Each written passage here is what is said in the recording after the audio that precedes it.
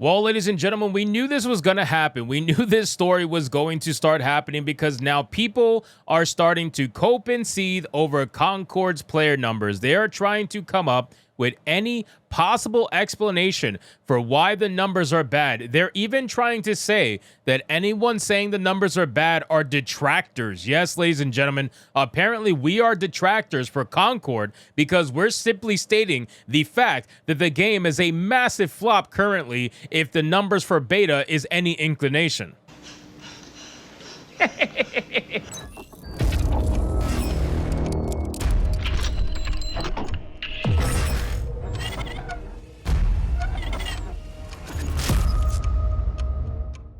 So we have an article here from Push Square, and this one I thought was really interesting because it's coming from a guy named Robert Ramsey, who apparently is writing this article trying to make it seem as if people are jumping the gun, right? Everybody's jumping the gun, and nobody should be looking at the Steam numbers being bad as any inclination that the game is going to be a failure, even though we've seen this argument through and through, time and time again. Suicide Squad Kill the Justice League is probably the most recent example of that, where they're trying to make it seem as if the Steam numbers don't matter, and at the end of the day, the game was meant for PlayStation players, right? Quote unquote, meant for PS players, and apparently that's all that matters. So let's get into this article, guys, from Push Square. But of course, before we do, if you are new here, just consider hitting that subscribe button. I would greatly appreciate it, and like the video to push us out into that YouTube algorithm. It says there's already concern over Concord's player count as open beta begins. Concord's open beta begins today, that's the 18th of July, on PS5 and PC, welcoming anyone and everyone into the hero shooter fray. But this celebratory moment is in danger of being overshadowed by talk of the game's player count. Indeed, the previous early access beta, which ran from July 12th to July 14th, reportedly struggled to attract a PC audience. User numbers on Steam, as per SteamDB, didn't paint the pretty picture, with the beta pulling just over 1,100 players at its peak. As you can imagine, a lot of doom and gloom has spawned from such a realization, and many are already wondering whether Concord's going to be dead on arrival once the game drops on August 23rd. Let me be clear. There's no need to wonder, ladies and gentlemen. Concord is going to be dead on arrival. This game is absolutely going to be a massive failure. And even if it has a sort of decent number in the beginning, this game is going to have a terrible ending to its honeymoon phase where a lot of people are going to leave it and it's going to be a barren wasteland. However, here's the best part. While there's no denying that the Steam numbers are somewhat concerning, we do think detractors are jumping the gun. Yes, detractors. After all, we don't know how well the early access beta performed on PS5, and there's a simple fact that getting into said beta required a pre-order on the platform of your choice. Now, two things, okay? Number one, yes, we don't know how well it fared on PlayStation. You want to know why we don't know how well it fared? Is because PlayStation, just like Xbox, aside from PC, Steam obviously has different analytics.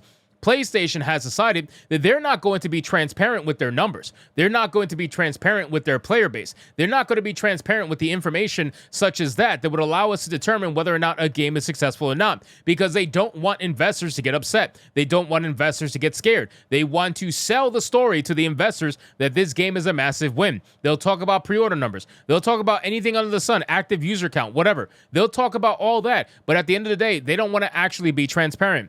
The lack of transparency is usually enough to know that a game is a massive failure, right? Because if a game is successful, they will absolutely put the numbers out there. Look at all the games that have sold massively, right? Think about Hogwarts Legacy. They couldn't wait to tell you the numbers, right? PlayStation couldn't wait to tell you the numbers they sold of copies on PlayStation. Hogwarts Legacy was a massive success through multiple different platforms. They could not wait to tell you, right? Just like Helldivers 2. Helldivers 2, they couldn't wait to tell you the numbers, even though a lot of the player base for Helldivers 2 was on PC. PC absolutely carried that game to success, and it is currently maintaining a strong player base, even though that game has dwindled a lot since inception. So again, ladies and gentlemen, if they don't want to tell you the numbers, that is more than enough information that you usually need to know that a game is most likely a massive failure on that platform. Steam will give you the numbers. That's why we have SteamDB. And Steam is usually a good idea or a good indication of whether or not a game is going to be successful. I know that these shills don't want you to think that. They want you you to think Steam doesn't mean anything, but just like Steam supposedly didn't mean anything on PC, Sony bent the knee to PC players because they absolutely knew that the majority of the player base that was playing Helldivers 2 was on PC. They knew that, so they're not going to give it up. They know exactly where their player base is. Now, this being a team shooter, similar to Helldivers in terms of just being a team shooter, obviously Helldivers doesn't have the power-ups and stuff aside from stratagems, but still, they are PvE team shooters, and well, this one's a PvP team shooter, I should say. This particular team shooter absolutely is going to be a massive flop. There is no doubt about it. If they are struggling to get player base like this is not a good sign. And then let's cover number 2. There's a simple fact that getting into said beta required a pre-order on the platform of your choice. Well, apparently, the writer of this article forgot to mention the other previous fact, right? There's a certain fact out there, and that fact is that for every one order that somebody pre-ordered the game, 4 other people could get the game, right? Because if you pre-order the game, you would get 4 keys to give out to other players. So that means that for every one person that paid, 4 people were able to access the game for free. So you don't actually have to pre-order the game, right? You could be one of the 4 people who were able to access the game for free with a key from someone who actually did pre-order the game. So from a numerical standpoint, most of the people playing the closed beta actually weren't pre-orders. If you wanna think about that from the numbers, if everybody utilized their codes, most of the people weren't pre-orders. Given how divisive CONCORD's state of play reveal turned out to be, we can't imagine that hordes of potential buyers went out immediately and pre-ordered. As such, this open beta should be a much better indicator of the title's eventual popularity. All eyes will be on the player count over the next few days then. Well, I mean, it is a good indication because only 1,000 more people played the game. That's it.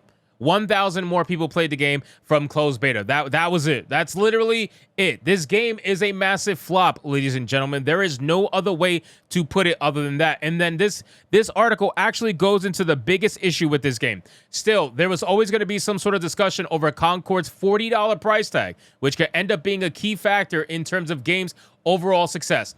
Even if it turns out to be the greatest PvP shooter the world's ever seen, it's going to go up against a slew of eternally popular free-to-play titles that offer incredibly similar gameplay experiences.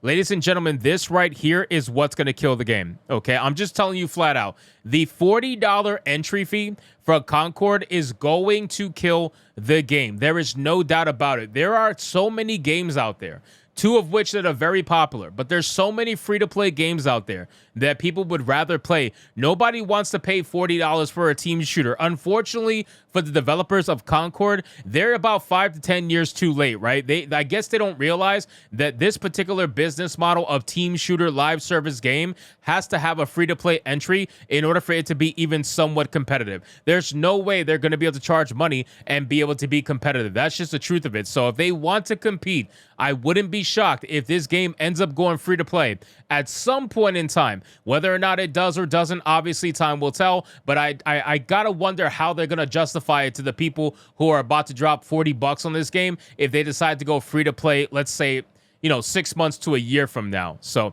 anyway, guys, thank you so much for watching this video. Hope you did enjoy it. If you did, consider leaving me a subscribe. I would greatly appreciate it. Don't forget to like the video, comment, let me know what you thought, and I'll see you guys on the next one. Hypnotic out.